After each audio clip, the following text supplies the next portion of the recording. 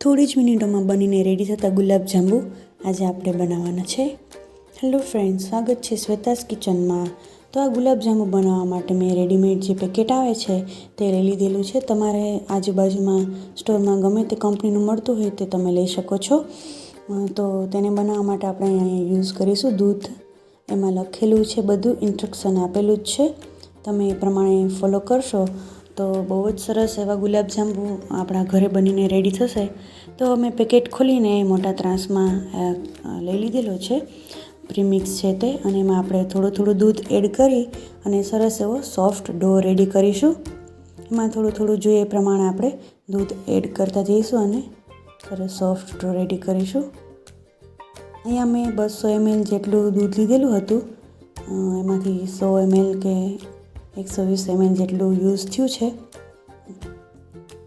આપણે આને થોડી વાર રાખવાનું છે, એટલે થોડું એવું સોફ્ટ જ રાખીશું, જેથી કરીને રાખીશું તો આ પ્રીમિક્સનો જે ફ્લોર છે એ આપણું દૂધ છે એબ્ઝોર્બ કરી લેશે. તમે જોઈ શકો છો એકદમ સરસ સોફ્ટ એવો ડો બનીને રેડી થયો છે. આપણે એને સાઈડમાં રાખીશું. ત્યાં સુધીમાં આપણે ચાસણી બનાવી લઈએ. અહીંયા આટલું દૂધ યુઝ થયું છે, તમને પણ હું બતાવી રહી છું. હવે એમાં લખેલું છે એ પ્રમાણે 600 ગ્રામ ખાંડ એમાં બતાવેલી છે. તો આપણે અહીંયા મેં 2 કપ ખાંડ લીધેલી છે અને આ જ કપના માપથી 3 થી 4 કપ એવું પાણી લીધેલું છે. એમાં આપણે ટેસ્ટને ખૂબ જ ઇન્હેન્સ કરવા માટે અહીંયા એલચી પાવડર અને કેસરના તાંતણા છે તે પણ મેં લઈ લીધેલા છે. કેસર અને એલાયચીથી એકદમ ટેસ્ટનો સરસ આવે છે. એની સુગંધ જ્યારે ચાસણી બને ને ત્યારે એટલી સરસ આવે ને ફ્રેન્ડ્સ કે ખાવાનું મન થઈ જાય. એકદમ સરસ આપણા બનીને રેડી થાય છે ગુલાબજાંબુ. તો ચાસણી આપણે બનાવવા રાખી દીધી છે. એ ઉકળે ત્યાં સુધીમાં આપણે હવે આની નાની ગોળીઓ બનાવી લઈ અને રેડી કરી લઈશું. આપણે હાથને છે ઘીવાળો કરી લઈશું, જેથી કરીને એકદમ સ્મૂધ અને એમાં તિરાડ ન પડે, ક્રેક ન પડે, એવી રીતે આપણે આમાંથી ગોળીઓ બનાવવાની છે.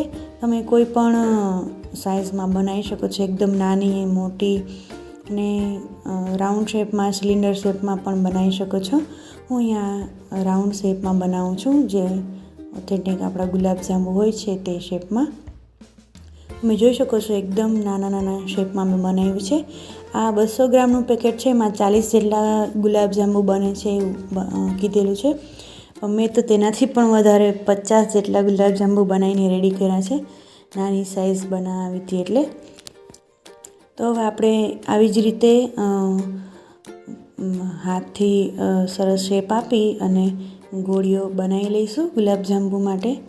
અને આપણે હવે ચેક કરી લઈશું કે આપણી જે ચાસણી છે તે બની ગઈ છે કે નહીં. તમે જોઈ શકો છો કેસરનો એકદમ સરસ કલર આવી ગયો છે. અને હવે આપણે એને ટોટલ 5 મિનિટ આપણે એને ઉકાળવાની છે. એટલે હવે 1-2 મિનિટ જેવું થઈ ગયું છે, એટલે હવે ઉકળવાનું સ્ટાર્ટ થશે. આપણી ખાંડ છે એકદમ સરસ ઓગળી ગઈ છે. અને 5 મિનિટ જેવું ઉકાળીને આપણે બંધ કરી દેવાનું છે. આપણે આમાં કોઈ તાર બનાવવાનો નથી, એટલે બસ 5 મિનિટ ઉકળે એટલે આપણી ચાસણી છે તે રેડી છે. હવે આપણી ગોળીઓ રેડી છે ગુલાબજાંબુ, અને આપણે એને તળવા માટે એડ કરી દીધેલી છે તેલમાં. તો આપણે સરસ ગોલ્ડન બ્રાઉન થાય ને એવી રીતે આપણે એને તળી લઈશું, જેથી અને અહીંયા ગેસની ફ્લેમ છે તે મીડિયમથી લો રાખીશું આપણે. તમે જોઈ શકો છો એકદમ લો છે અહીંયા ગેસની ફ્લેમ છે. જ્યારે આપણે તેલ ગરમ કરીએ ત્યારે મીડિયમ ટુ હાઈ રાખીશું, અને પછી આપણે જ્યારે તળવાના હોય ત્યારે એકદમ લો કરી નાખીશું ફ્લેમને. તો ધીમે એકદમ સરસ રીતે આવી રીતે જારો ઉપર ફેરવશું ને બધી બાજુથી ગોલ્ડન બ્રાઉન સરખી રીતે એકદમ તળાઈ જશે. તમે જોઈ શકો છો કેવો એકદમ સરસ આવી ગયો છે કલર. તો આપણે હવે એને મોટા જારામાં કાઢી લઈશું અને ડાયરેક્ટ આપણે ગરમ જ ચાસણીમાં એડ કરી દઈશું. તો એકદમ સરસ આપણા જે ચાસણી છે ગુલાબજાંબુની અંદર એબ્ઝોર્બ થઈ જશે અને એકદમ સોફ્ટ એવા જ્યુસી એવા આપણા ગુલાબજાંબુ બનીને રેડી થશે. અહીંયા આપણો બીજો બેચ છે એ પણ તળાઈને રેડી થઈ ગયો છે. તો બધા ગુલાબજાંબુને મેં તળી લીધા છે અને ચાસણીમાં પણ એડ કરી લીધેલા છે. તો તમે જોઈ શકો છો આગળનો બેચ જે એડ કર્યો તો એમાંથી જાંબુ છે ઘણા સરસ ફૂલી ગયા છે. આપણે આને અડધો કલાકથી કલાક જેટલું રહેવા દઈશું અને પછી જોઈશું તો એકદમ બધા ગુલાબજાંબુ ફૂલી ગયા છે.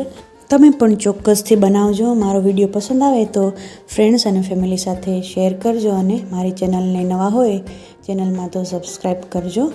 અને તમને અહીં તોડીને પણ બતાવું છું. એકદમ સરસ ચાસણી છે તે અંદર સુધી ઉતરી ગઈ છે અને એકદમ સોફ્ટ જ્યુસી આપણા એવા ગુલાબજાંબુ બનીને રેડી થયા છે.